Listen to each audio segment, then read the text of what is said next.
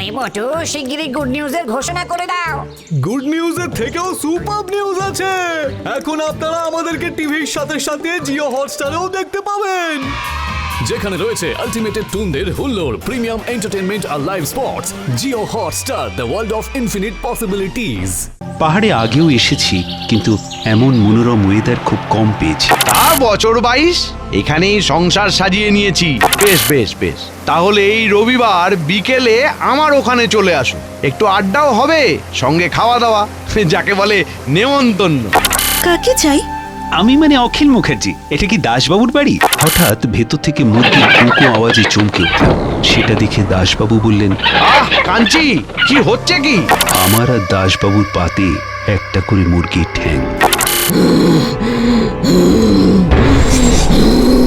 কাঞ্চি নখ দিয়ে মুরগির ছাল পালক ছাড়িয়ে মুরগির ঠ্যাং মুখ দিয়ে ছিঁড়ে খাচ্ছে।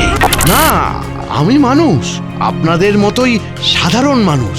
তাহলে সে অনেক বড় কাহিনী।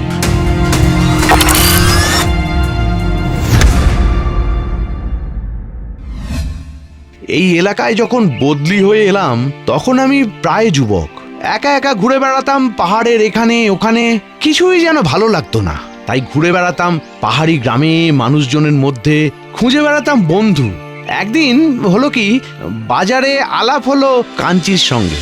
প্রথম আলাপেই এই মিষ্টি কাঞ্চিকে বড় ভালো লেগে গেল আমার। তো একদিন হলো কি, ওর অবর্তমানে ওর বাড়িতে গিয়ে হাজির হলাম।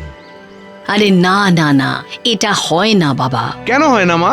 আমি কাঞ্চিকে ভালোবাসি, আমি জানি ও আমাকে ভালোবাসে। হ্যাঁ হ্যাঁ, সে কথা আমি জানি, আমার মেয়েই আমাকে বলেছে, তবুও সম্ভব নয় বাবা। কেন কেন সম্ভব নয়? আমি সরকারি চাকরি করি, আর আপনাদের মধ্যে তো জাতপাত নিয়ে কোনো সমস্যা নেই। না না, সে সমস্যা নেই। তাছাড়া আমি জানি তুমি আমার মেয়েকে সুখেই রাখবে। তাহলে ও মানুষ নয় বাবা। মানে কি সব বলছেন আপনি? হ্যাঁ বাবা, ও আমার মেয়ে ঠিকই, মানে আমারই গর্ভে ওকে আমি ধারণ করেছি, কিন্তু যত বড় হয়েছে তত বুঝেছি ও আসলে মানে মানুষ নয়, পিশাচি। অসম্ভব! আপনি আপনি আমাকে এড়িয়ে যাওয়ার জন্য মিথ্যে কথা বলছেন। মিথ্যে নয় বাবা, মিথ্যে নয়, সত্যি। ওর প্রতিদিন কাঁচা মাংস লাগে, তাজা মাংসেই ওর আগ্রহ। না পেলে ও হিংস্র হয়ে ওঠে, যা পায় হাতের সামনে ছিঁড়ে খুঁড়ে খেয়ে ফেলে, বেড়াল কুকুর যা পায়। জানেন, আমি যেন কেঁপে গেলাম, বিশ্বাস করতে পারছিলাম না যে অমন গুণী ভালো মেয়ে কিনা রক্ত খেকো পিশাচি। কিন্তু যৌবনের ভালোবাসা সে তো আর মিথ্যে হতে পারে না। যাকে ভালোবাসি তাকে প্রতি রাতে একটা করে মুরগি খাওয়াতে পারবো না? আর তো কোনো দোষ নেই ওর। রাজি হয়ে গেলাম। রাজি হয়ে গেলেন? হ্যাঁ, সেদিনই কাঞ্চির মাকে বলে এলাম। কি? বিয়ের দিন দেখুন, আমি কাঞ্চিকে বিয়ে করতে চাই যত তাড়াতাড়ি সম্ভব। সেই থেকে কাঞ্চি আমার ঘরণী।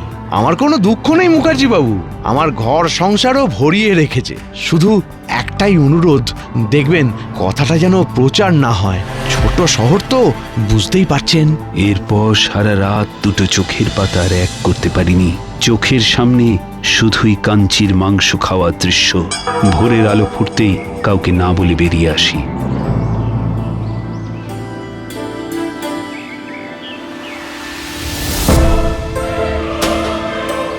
না, কথাটা আমি কাউকে আজ অব্দি বলিনি।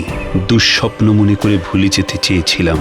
এরপর সারা বিশ্ব জুড়ে শুরু হলো করোনার মহামারী। সরকার ঘোষণা করলো লকডাউন, অফিস কাছারি বন্ধ। আর তো সেখানে থাকার দরকার নেই, পাত্তারি গুটিয়ে চলে এলাম কলকাতায়। আসার সময় দাসবাবুর সাথে দেখা করেও আসিনি। বিভিন্ন জায়গা থেকে নানা খবর আসছে, মানুষের মৃত্যুর খবর, হাসপাতালে অক্সিজেন না পেয়ে মানুষের অস্থিরতার খবর। শহর কলকাতার পাশাপাশি সব জায়গার মানচিত্রই যেন বদলে গেছে।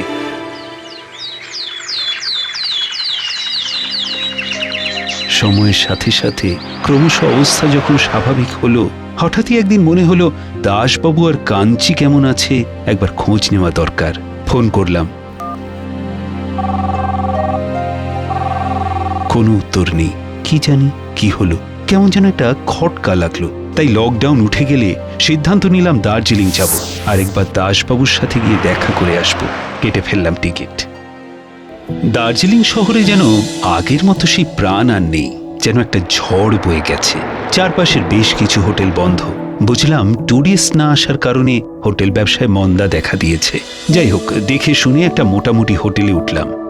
হিন্দিটা আমার খুব ভালো আসে না, তবু বেয়ারা দিয়ে যাওয়া চা এক নিঃশ্বাসে শেষ করে জানতে চাইলাম, आप लोग का यहाँ कोरोना का इफेक्ट कैसा था? বাবু, আমি বাঙালি, বর্ধমান থেকে এখানে এসে কাজ করছি বহু বছর। করোনায় বাড়ি যেতে পারিনি, যা হোক করে চেয়ে চিনতে, মানে বলা যায় ভিক্ষে করে থেকেছি। পরিবারকে কখনো টাকা পাঠাতে পেরেছি, কখনো পারিনি। দোকানপাট বন্ধ, খাওয়া জুটতো না, মাটি কামড়ে পড়েছিলাম। আর কোথায় যাব, কি আর করব বলুন? তা এখন তো আবার মোটামুটি সব ঠিকঠাক। কোথায় আর ঠিকঠাক, এই হোটেলের মালিক করোনায় মারা গেল। এখন মালিকের বাচ্চা ছেলে দেখাশোনা করে, আর আমরা যারা পুরনো লোক তারাই আগলে রেখেছি। তুমি এখন এসো। বেয়ারা চলে গেলে সিদ্ধান্ত নিলাম এক্ষুনি বেরিয়ে পড়ব। রবিবার, ছুটির দিন, দাসবাবু নিশ্চয়ই বাড়িতেই থাকবেন। স্নান সেরে বেরিয়ে পড়লাম। দুপুর থাকতে থাকতেই পৌঁছে গেলাম দাসবাবুর বাড়ির সামনে। অদ্ভুতভাবে লক্ষ্য করলাম বাড়িটার সামনের গাছপালাগুলো অবিন্যস্ত, জঙ্গল হয়ে উঠেছে পরিচর্যার অভাবে। এ কি, দরজা মন হাট করে খোলা কেন? দাসবাবু, দাসবাবু! কোনো সাড়া শব্দ না পেয়ে ভেতরে ঢুকলাম। ভেতরে সবকিছু কেমন ছন্ন ছাড়া, ছড়ানো ছেটানো। কাঞ্চির সেই সাজানো সংসার লণ্ডভণ্ড হয়ে রয়েছে। একটা ভয় করতে লাগলো। জানলার পাল্লাগুলো হাওয়ায় ঠকাস ঠকাস আওয়াজ করলো। চমকে উঠলাম সেই আওয়াজে, আবার জোরে হাত দিলাম, দাসবাবু, দাসবাবু! কোথাও কোনো সাড়া শব্দ নেই। এদিক ওদিক দেখে কাউকে না পেয়ে বেরিয়ে এলাম। মনের ভেতর খটকা। তাহলে কি করোনায় দুজনেরই? সিদ্ধান্ত নিলাম কাল অফিসে গিয়ে যোগাযোগ করব। দরজার বাইরে বেরোতেই দেখি এক পাহাড়ি বুড়ি মহিলা বাগানের গ্রিলটা ধরে দাঁড়িয়ে। মহিলা যেন আমার জন্যই অপেক্ষা করছে। চোখ তার ভাঁটার মতো জ্বলছে। আমি কৌতূহল নিয়ে জিজ্ঞেস করলাম, ইস মকান কা जो মালিক দাস বাবু, उसका कुछ पता है? নেই। বলে সে চলে গেল। তার আক্রোশ দেখে আমি হতবাক হয়ে গেলাম। ভাবলাম, এভাবে তাহলে আমাকে দেখছিলেন কেন? ওই বুড়ি মহিলা আমাকে কি চোর ভাবলেন নাকি? অদ্ভুত তো, তার চলে যাওয়া দেখতে দেখতে আমিও হাঁটা লাগালাম। আমাকে দেখে নতুন যারা, তারা চিনতে না পারলেও অমিয়বাবু ঠিক চিনতে পারলেন। তিনি অফিসের আমারও আগের স্টাফ। আরে মুখার্জি বাবু, আসুন আসুন আসুন। কি খবর, চা বলি? না না, হোটেল থেকে চা খেয়ে বেরিয়েছি। তা হঠাৎ কি ব্যাপার? বদলির তো কোনো নোটিশ পাইনি। না না, সেরকম কিছু নয়। তাহলে? আমি আসলে ঘুরতে এসেছি। আচ্ছা, দাসবাবু আসেননি? দাসবাবু? হ্যাঁ, আমার আন্ডারে কাজ করতেন, ইলেকট্রনিক স্টাফ।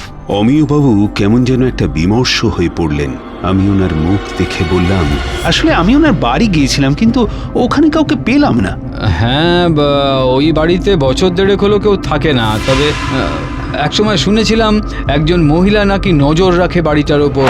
পরে অবশ্য জেনেছি যে উনি দাসবাবুরই শাশুড়ি। তাহলে কি করোনায়? না না না, করোনায় নয়। তাহলে বছর দেড়েক আগে অদ্ভুত একটা ঘটনা ঘটে, বুঝলেন। কদিন দাসবাবুর খোঁজ না পেয়ে ওনার বাড়িতে আমরা গিয়ে দেখি সমস্ত কিছু ওলট পালট। না আছেন উনি, না আছেন ওনার স্ত্রী। তো আমরাই খোঁজ খবর শুরু করি। দুদিন বাদে আমাদের পাশের গ্রামের একজন এসে খবর দেন যে দাসবাবুর দেহ পড়ে আছে মহানন্দার জঙ্গলে। আমরা তো দৌড়ে যাই, গিয়ে দেখি। কি দেখলেন? যা দেখলাম সেটা বলতে আমার বেশ অসহায় লাগছে। বলুন বলুন না, কি দেখলেন? দেখলাম দাসবাবুর আধ খাওয়া দেহ রক্তাক্ত অবস্থায় পড়ে আছে, বুঝলেন। সে কি, আধ খাওয়া দেহ? কিসে খেয়েছে? জানি না, কিন্তু অদ্ভুত হলো যে ওই জঙ্গলে কিন্তু বাঘ ভাল্লুকের উৎপাত খুব একটা নেই। কখনো শুনিনি, সবই কপাল। তো যাই হোক, আমরাই দেহ তুলে এনে ওনার সৎকার করি। আর কাঞ্চি, মানে ওনার স্ত্রী? আরে সেও অদ্ভুত কাণ্ড মশাই, তার আর কোনো পাত্তাই নেই। আমরা খোঁজও করেছিলাম, এমনকি অপেক্ষাও করেছিলাম যাতে স্ত্রীর অধিকারে উনি এসে স্বামীর দেহটা দাবি করেন। কিন্তু না, মরা আগলে তো আর আমরা বেশি দিন বসে থাকতে পারি না। একে লকডাউন, দোকানপাট বন্ধ, নানা সমস্যা। শেষে খোঁজ না পেয়ে আমরা এই দাহ কার্য সম্পন্ন করি আর কি। তবে কি লোকে বলে হয়তো বাঘে বা বন্য কোনো জন্তুতে টেনে নিয়ে গেছে ওনার স্ত্রীকে। সত্যি মিথ্যে জানি না মশাই। মাথা বো বো করতে লাগলো। আমার অবস্থা দেখে অমিয়বাবু জল দিলেন। চা দিলেন। চা জল খেয়ে উঠে পড়লাম। কোনো দিকে না তাকিয়ে হোটেলের পথে হাঁটতে লাগলাম।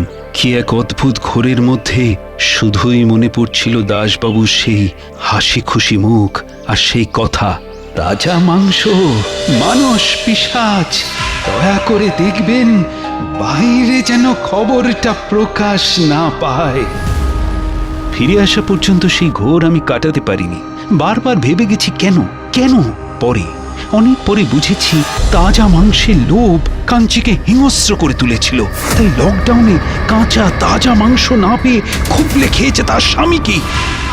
আর দাসবাবু তো প্রেমে অন্ধ হয়ে গেছিল, তাই হয়তো ভালোবাসার মূল্য তাকে তার জীবন দিয়ে চোকাতে হয়েছিল।